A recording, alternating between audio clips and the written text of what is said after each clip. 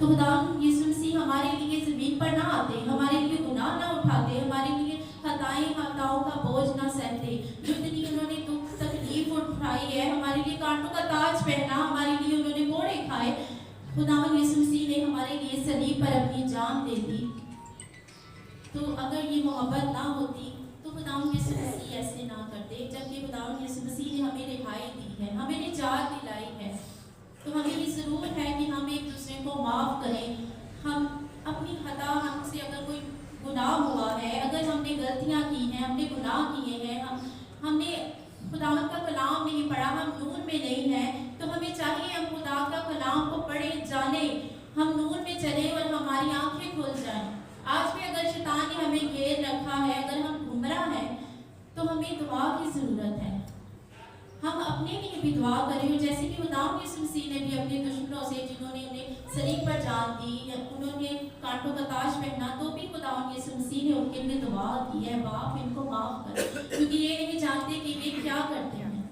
तो इसी तरह से हमें भी दूसरों को माफ़ करना है और दुआ करना।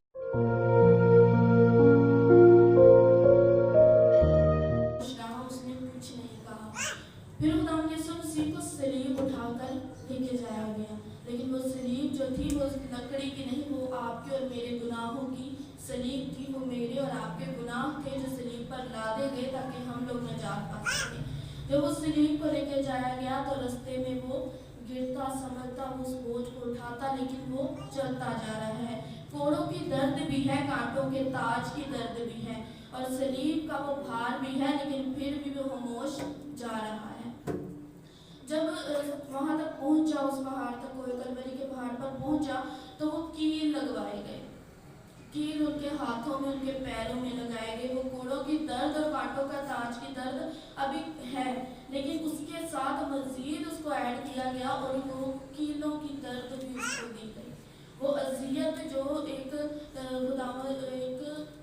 गुनहगार इंसान को दी जाती थी, वो मेरे यीशु को दी गई, जो कि एक अजीम हस्ती थी, जो एक पाक हस्ती थी, जो जिसकी आंख गुनाह को देख नहीं सकती थी, उसको ये अजियत दी गई सिर्फ मेरे लिए और आपके लिए, ताकि हम लोग नजात पाएं और हम लोग उस बाप तक पहुंच सकें।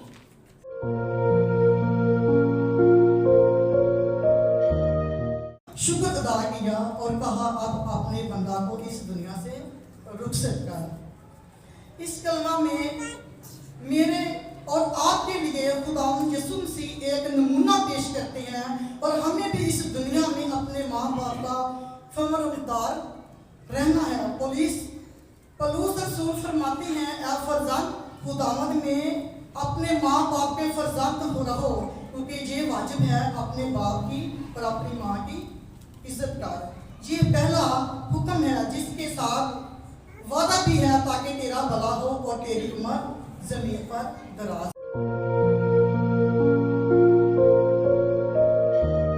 आज यही देखेंगे कि खुदा पाक है, खुदा अदालत करने वाला है और खुदा शिफायत करने वाला है। 3 घंटे की ये तारीखी थी, और तारीखी की अलामत यही थी, ये निशानी थी कि हम सब अदालत और ये अदालत का निशान था और हमारी शिफायत का निशान था। Yes hallelujah. और दोपहर से लेकर 12 बजे तक हम तमाम मुल्क में अंधेरा छाया था।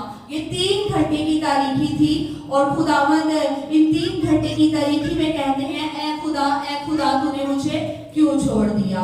बाप और बेटा कभी भी जुदा नहीं हो सकता।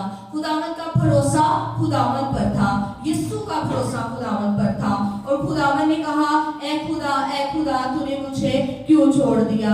यीशु ने कभी कोई गुनाह नहीं किया था, यीशु गुनाह को कभी देख नहीं सकता था। नूर तारीखी को काट देती है, क्योंकि खुदावंद ने हम सबको कहा कि तुम दुनिया के नूर हो, नूर बनकर चमको। हम सब दुनिया के नूर हैं।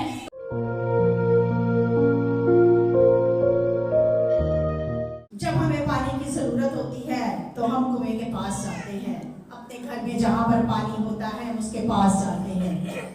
जब हमें खुदावंद की जरूरत होती है तो उसके कलाम के पास आइएगा, उन दुआओं में झुक जाइएगा, घुटने टेक कर, जो आपके लिए है। रोजा रखिएगा, दुआ कीजिएगा, क्योंकि वो सब कुछ मुहैया करने की कुदरत रखता है। उसके पास वो सब कुछ है जो हमारे पास नहीं है। वो देने की कुदरत रखता है, उसके पास तो सब कुछ था, तो भी उसने हमारी खातिर अपनी जान दी, उन सारी तकलीफों को बर्दाश्त किया, क्योंकि खुदा ने होने दिया। इसलिए कि वो नहीं चाहता था कि हम दुख में रहें या गुनाह में रहें, क्योंकि पुराने मूसा के दौर में जब कोई गुनाह करता तो वो बर्रा लेके आता और उसको ज़िबा करते, उसका खून बहाया जाता। खुदावंद यीशु ने मेरे और आपकी खातिर उस बर्रे की जगह पर खून बहा दिया। खुदावंद के नाम को चला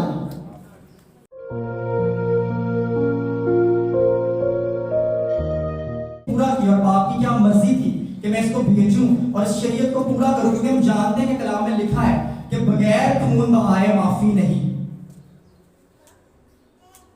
बगैर खून बहाए माफी नहीं। इसलिए बाप ने अपने बेऐब बरे को, अपने खून को लगते जिगर अपने बेटे को इस धरती पे भेजा कि ये अपना बेऐब खून बहाए और सारे जहान के गुनाहों का कफारा दे।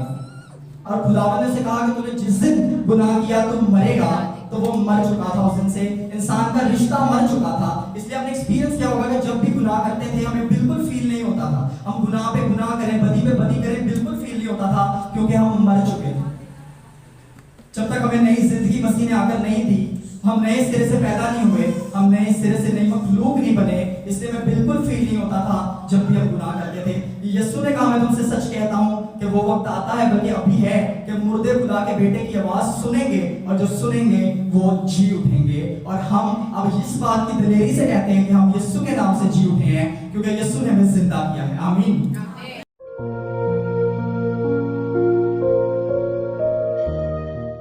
सातवां कलमा जो उसकी तरफ आना चाहते हो, बिल्कुल जबरदस्त तो ये है कि खुदा यीशु मसीह ने गतसमनी के अंदर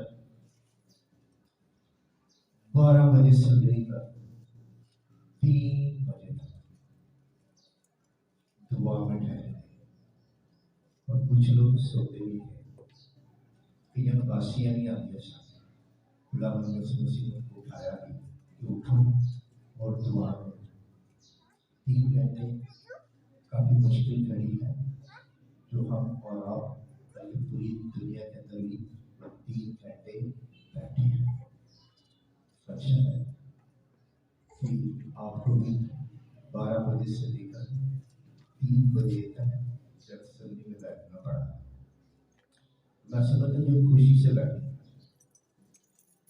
इब्रानियों में लिखा है कि वो मार खाते खाते मर गए, लेकिन उन्होंने रिहाई